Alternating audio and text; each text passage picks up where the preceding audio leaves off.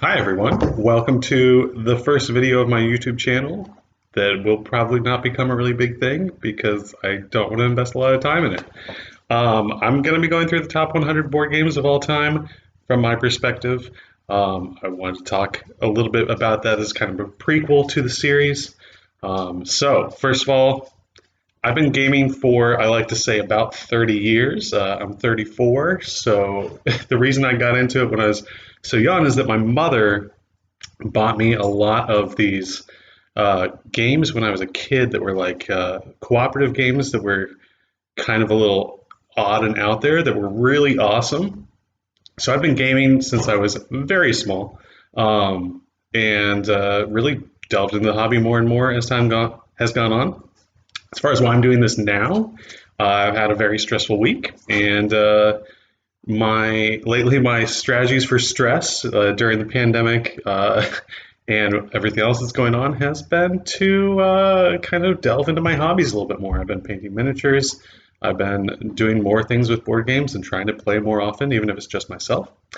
So I wanted to do the top 100 board games of all time. A lot of the people I follow online do this. Tom Bassel and the Dice Tower guys, the Shut Up and Sit Down crew, other people as well. I'm not planning on really getting into videos online for board games, but I just wanted to send this out to my friends and show you what games I love. So that's why I'm doing it. As far as my methodology, how I've determined my top 100 is that I basically took a list of all the games. I log all the games I play on Boardgamegeek.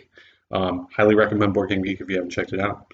So I have gone through there, selected all of the games I've played in however many years I've been logging my plays, and then put those in a spreadsheet. Added a few games based on reaching out to a couple friends asking for their recommendations, and then started sorting this things into various categories. And so I'd be like, oh, well, these are in the top half, or top third, middle third, bottom third. And then within the top third, split it into a few other thirds, and basically just get to the point where I'm putting things in various baskets and then slotting them in 1 through 100. Actually wound up doing 1 through 110. So I'll tell you the ones that just missed it, 101 through 110 at the end of this video. Yeah.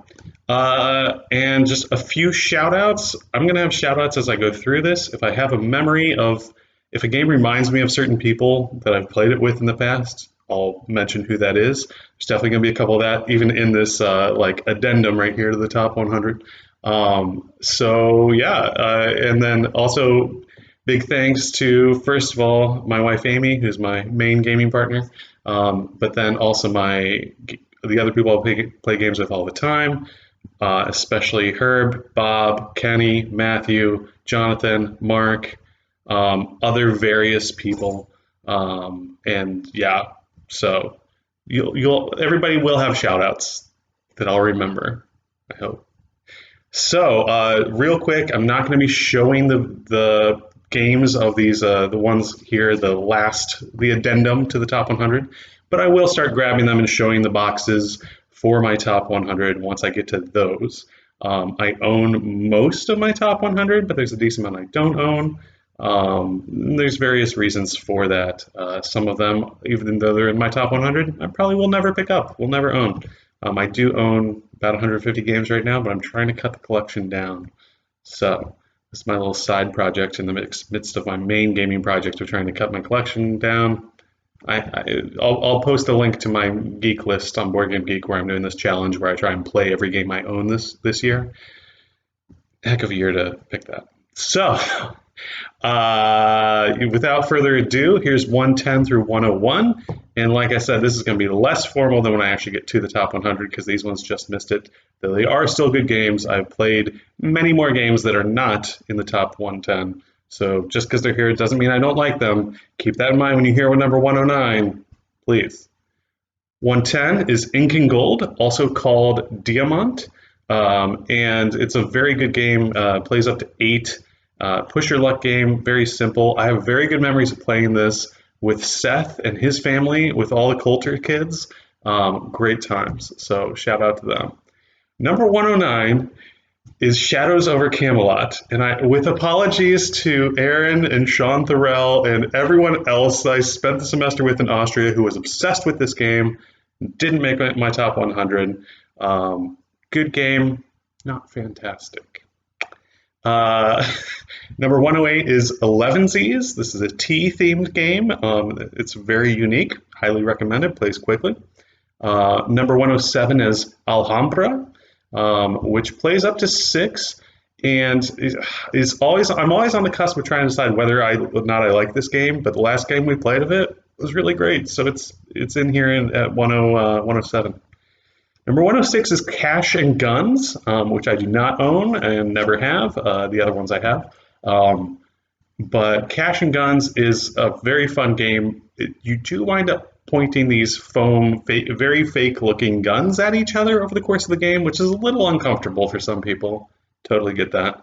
But yes, played this a lot with Bob and a lot of his friends. He owns the game. So yeah, Cash and Guns, good game.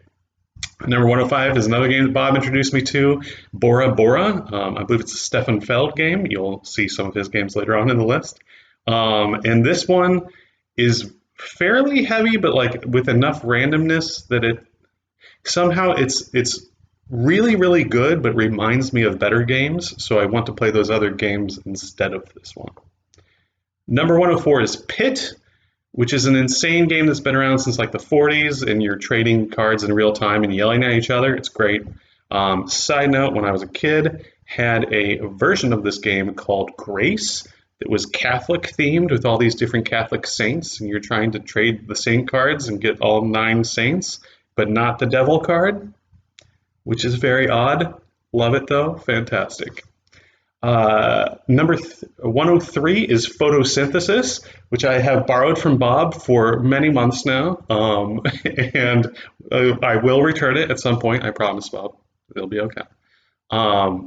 This game has no luck, and you play with 2 through 4 players, and you're placing these trees down, and it's very like an abstract, though it is not abstract. It has the theme of these trees. It's very like an abstract in that there is no luck, and it's fairly aggressive, which makes it kind of stressful, and not necessarily in a fun way, but a game that I really do appreciate. There are some games that are very stressful in a very fun way. I'm thinking specifically of one that I'll get to in my top 20, I believe. Number 102 is a game called No Thanks. Actually, good memories of playing this with Trisha and Taryn, I think it was. Anyway, in my apartment in Steubenville. But No Thanks is a very fast game. It's reverse bidding, really fun, and some like mathy parts to it, but in a fun way. Highly recommend No Thanks. And lastly, for today, for this prelude to the list, number 101 is Alien Frontiers, which I played back in the day with the Board Game Club at Franciscan University. Shout out to Kevin Lee for really getting that off the ground, and Mark, obviously, but he'll have many other shout outs on this list. So there you go, Mark. Played this game a lot. It's a dice placement game. There is a dice placement game where it's kind of like worker placement, but you roll the dice, and then depending on what numbers you roll, that's where you put them. Which is a fun mechanic. I have another one coming up later on in the 100, which some people will guess what it is. But that's one of the reasons why Alien Frontiers did not make the top 100, because there's another game I'd rather play other than this. So here we go. Don't know how often I'm going to do these. No promises. I do promise you I'm not going to have good video quality nor good audio quality. So don't skip me with your comments about that. Like, you need to buy this $100 mic or something. I don't care. This is just for fun. I'm not looking at getting all that sweet YouTube money. Yeah, but leave comments with other things you want to see, and with your disappointment at where the games are in my top 100. Love it. Your hate fuels me. So send it my way. And yeah, hope you enjoy. Good to talk to you all.